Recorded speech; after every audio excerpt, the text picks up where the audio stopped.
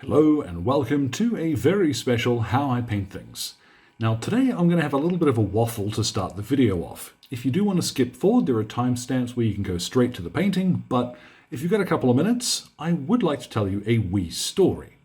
So this fella here is the culmination of me getting bored. Honestly, I have kind of been in a rut hobby-wise recently, and despite having just painted a huge number of Death Guard miniatures, still kind of had the horn to do something which was power armored, or at least a space marine. So when I was wandering around the Games Workshop, I was in Regensburg and it was very nice, just happened to spot the new Terminators on the shelf. And I thought to myself, go on. You know, I swore up and down I wasn't going to get a box, I didn't need them, I don't have a marine army that I'm working on at the moment, but they sang out to me. So I thought, since the inspiration is there and the urge is there, let's try these guys. Now I have painted Salamanders a couple of times on the channel before, and this is not so much a completely different method to what I'd ordinarily do, as it is slightly different. And I think the green armor in particular does look different to my usual spray, wash, one and done kind of job. I've had a good time painting them, and that, I think, there is a lot to be said for mucking around sometimes. Instead of deliberately painting something because you, air quotes, have to, pick something to do differently, experiment, and have some fun. So if you're still there, thank you very much for sticking around as I do that little blurb at the beginning. As always, all of the paints will be listed in the description below, so let's get started. So once you've got your Terminator assembled, first thing of course is to prime him. Now here today what I've used is Raven Black from Colourforge. Now this is a very, very deep grey. It's not actually a true black, and in hindsight, I don't think it's going to matter too much if you use, with this method, a straight black. I've sprayed them with this mostly because I hadn't used it before, and I wanted to get a look at how it was going to turn out. I think with this, you could very easily just pop on some details, give them a non-oil wash, and then you've got Raven Guard. The clue is in the name, I think. But for this fella, I've used it just to see how it looks. Any black primer will do the job here, so bear that in mind. You can grab anything you like off the shelf. Now, where we're going to start is to actually add a little bit of warmth and some kind of pre-shading to the miniature here.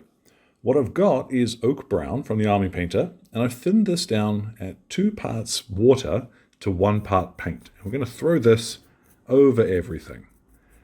Don't worry too much if you do hit bits that are going to be black later. It will not matter one jot. Just make sure that this is running into the recesses. Any huge big puddles of it just shift around, and it will look utterly dreadful going on. But this is how we used to quite quickly blast miniatures onto the table for the Lord of the Rings games, and it always worked rather well for that. So I'm interested to see, will this pan out applying it to a Space Marine? So hold your nerve here, because like I said, it would look awful. But once this dries, I think you're going to see the beginnings of my madness. Now once that dries, it's going to look a lot less awful. I would suggest you can even thin it down a little bit more than that if you want it to collect in just the recesses. But because of what we're going to do now, it's not going to matter all that much if your marine is brown. Now what I have is a Luxe pencil. This is actually a makeup brush. Folks ask all the time where I get them from. I just order the cheap packs off of Amazon and play around until I find one that has the kind of bristly texture that I like. So don't worry too much about the correct one here. I'm loading up the brush with a bit of Angel Green from the Army Painter. And this is going to lay down the basis of our armor. So what I'll do is just lightly over all of the green areas, and that's obviously most of the marine, just back and forth a couple of times to build up the color. If I leave a little bit of the brown in the recesses, oh well, it will look cool. So this will take a little bit longer than just spraying the bad boy with Greenskin, but it's going to give us a bit more depth and a little bit more visual interest on what is quite a large monocolor sort of miniature. Now, anywhere that you are really struggling to reach with the larger brush, what you can do, just swap to a smaller one. And again, manufacturer does not really matter all that much. Now we've got a green which has a little bit of visual interest to it. particularly from the rear. It's a little easier to see what I'm talking about there. What I'm going to do now is pretty much the same thing, a slightly different brush. A flat edge brush or something with a slightly rounded tip also works well here. What I've got is Greenskin, and I'm just going to work this into my bristles. And then, starting from an edge somewhere is the easiest place to get a feel for what you're going to leave. We're going to go over most of the armor again, in a sort of stippling motion this time. What we'll do is concentrate on the upper edges, slopes if you will, of the Terminator. And then as we get towards the base of things like his legs and what have you, leave just a little bit less green behind.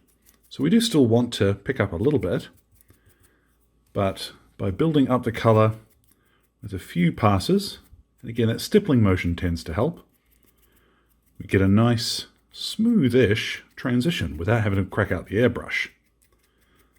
So this can take a bit of practice, and again, in some areas you might want a smaller brush, but take your time with it.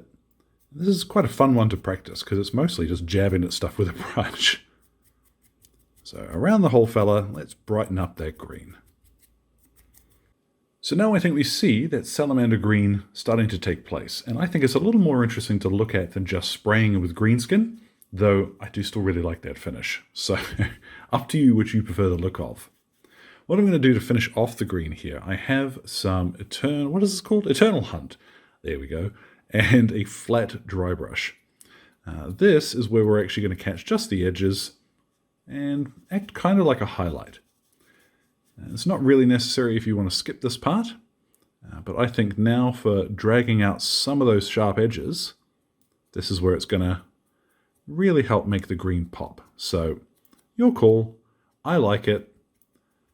All right, quick change of plans here. I've actually got Ferocious green instead because Eternal Hunt was not really doing it for me.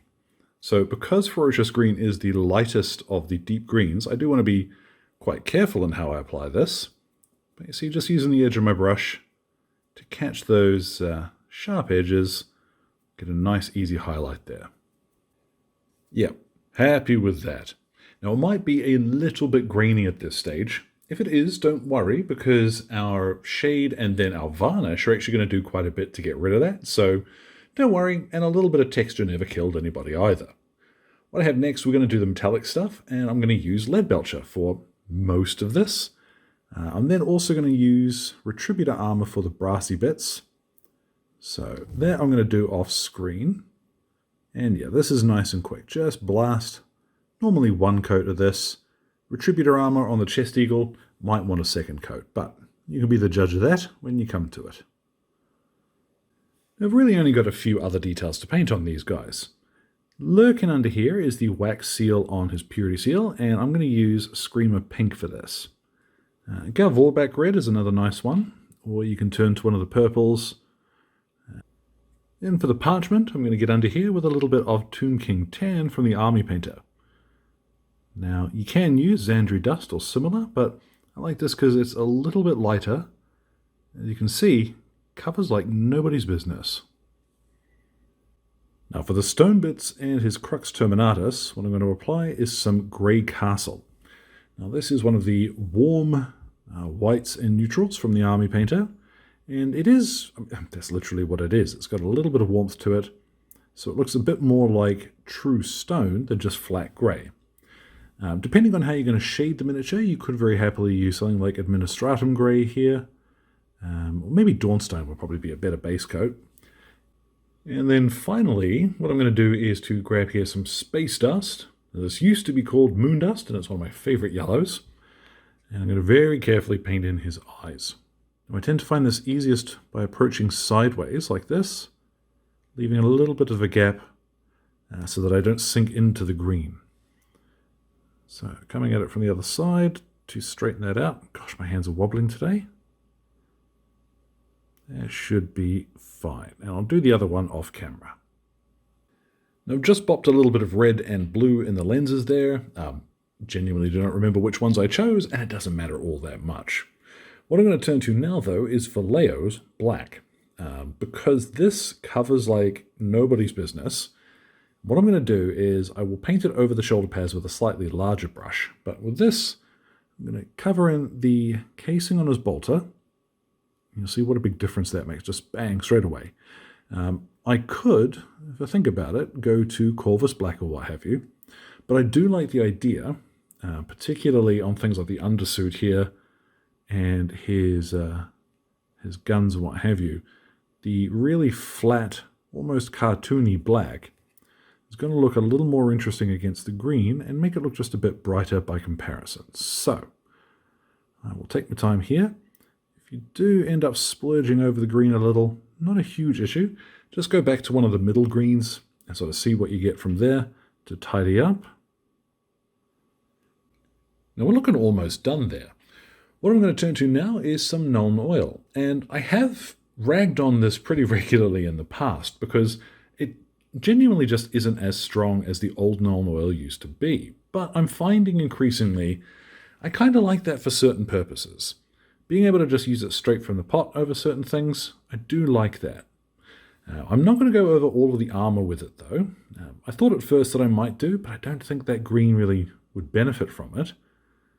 But over things like the Crux Terminatus, his weapon, I'm going to do with Nuln Oil here. And then, over the Purity Seal, the Chest Eagle, and I might pop a little bit of this into his eyes, what I have is Strong Tone from the Army Painter. If Agrax Earthshade behaved like Nuln Oil does, I would probably be still dunking miniatures in that. But since they changed the formula, I can't recommend it. So I do like my Strong Tone rather, for certain things. It's all about the right tool for the job. Now at this point, I'm going to go ahead and pop on any transfers. You don't have to do it now, but before that final varnish is a good idea, otherwise they're going to stand out a little bit more than they would do ordinarily. Sometimes they like to stick to their backing paper longer than they should. Now with these more recent transfers, you'll tend to find you don't need to fuss too much with microsol and stuff like that. Just a bit of water will ordinarily get them where they need to be, and they're quite flexible. Now those are obviously still drying, but we can crack on. What I've got is a little bit of packing foam, those nodule bits that you normally pop in your case and what have you. This, I've just plucked one of them off and it's going to serve as our weathering brush. Now I want to be fairly sparing with this, because if you apply too much, he's going to look like a heresy miniature who's been in the field for donkey's years. What I've got is a little bit of German camo black-brown. The darker the better here. Rhinox hide is probably about as close as you'll get. And what I'm going to do is, using my sponge, just a little bit of chipping on the leading edges of things that are likely to catch some damage. Now the more of this you apply, the more janked up he's going to look, like he's been in the field for longer. And personally, I kind of see Terminators as being deployed as and when necessary. They teleport in, pristine armor, so this guy's maybe been fighting for half an hour or so.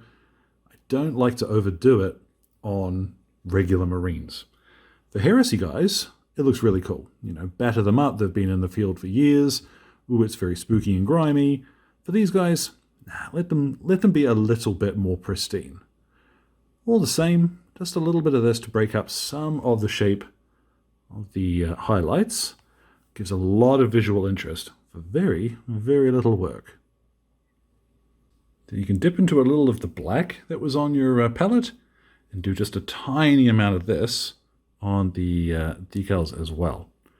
Now this is where you really don't want to go nuts with it. Now the cunning reason for doing your weathering before you get into your highlights might seem counterproductive, but you can use your highlights to kind of undo any of the bits where you went a little overboard with your weathering. So what I have is Great Hall Grey, and I'm now going to highlight the Crux Terminator stuff. And at the same time, I can get rid of any of the overspill from our weathering. Now for any gold details, what I have is Army Painter's True Brass. Now this is quite similar to Liberator Gold, but it is a little bit more silver. It's a bit brighter, so it is effectively a brassier color. I quite like it for the sort of bronzy finish I want here. Just a little bit of this on some parts of the winglings. Now for the metallic parts, I have Stormhost Silver, and just a little bit of this at the edges You really don't have to do the whole edge, just enough to give it that real shiny sort of metallic ting right at the corner. If you want to save a bit of time, what you can do on the rest of the bolter casing too is with just a tiny amount of this on your brush, right? Just little nicks and tiny dots to imply scratches, rather than coming back with a grey, kind of painstakingly highlighting this. It will very quickly overpower the bolter, so you don't want to do much of it, but it will help sell the shape of what you're doing without having to come back with yet another paint color. So on the metal stuff, just a quick blast with the edge of your brush. But if you do want to come back and do a little bit more to the black, which isn't metallic, a little bit of deep grey, and what I'll do is rather than using the tip, once again just pivot my brush so that I can use the edge to catch the edge of the shoulder pad there.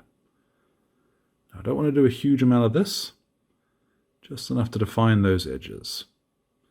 Now once I'm finished with this, what I'm going to do is, I think, call them done. I'm going to take them outside and hit them with a matte varnish, and I'm going to use the Color Forge's matte varnish spray for that as well. Then go ahead, base them up, and the recipe for that will be in the description, same as always. Let's get a look at our Salamander when he is all finished. And so there at last, our Salamander Terminator is complete, and I had a really good time painting him. Actually doing something different and swapping up the routine has been really satisfying. I really got a kick out of that.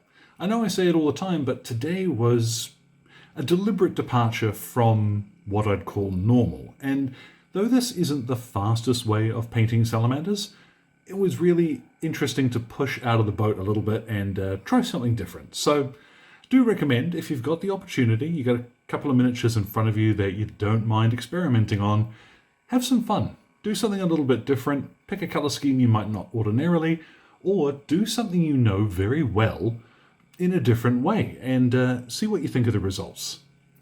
So as always, thanks goes out to Exit 23 Games for the light and sound equipment, as well as all of my wonderful patrons who are keeping me ticking in paints and glue, which includes my most gorgeous producers who have made today's video possible. Being able to cruise on out to the workshop, grab a box of toys, is entirely down to you folks. So I really appreciate it. Thank you. Now, any questions or anything, feel free to drop them in the old comment box below. My Blue Sky and Instagram are both linked there too. So thank you very much for your time, one and all, and you all enjoy the rest of your day.